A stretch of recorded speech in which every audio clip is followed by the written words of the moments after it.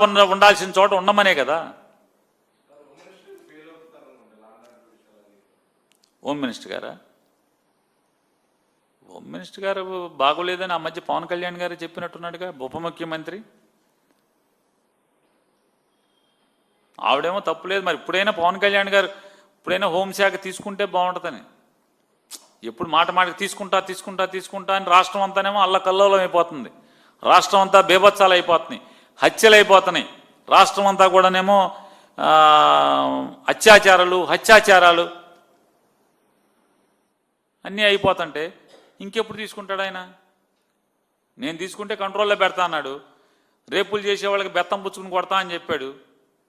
మరి బెత్తం దొరకట్లేదో, మరి అడవుల్లో తిరుగుతున్నాడు బెత్తాల కోసమే అనుకుంటా ఆయన. హెలికాప్టర్ వేసుకుని దాని పేరేంటి, ఆకుపచ్చ చెట్లు ప్యాంట్లు వేసుకుని బెత్తాల కోసమే తిరుగుతున్నట్టున్నాడు. ఆ బెత్తం దొరికితే వెంటనే హోమ్ మినిస్టర్ తీసేసుకుని మొత్తం చేసేస్తా అనుకుంటా ఆయన, హోంశాఖ తీసేసుకుని.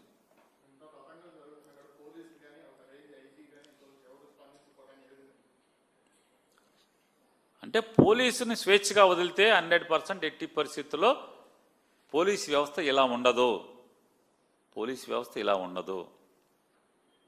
పోలీసు స్వేచ్ఛగా ఉంటే గనక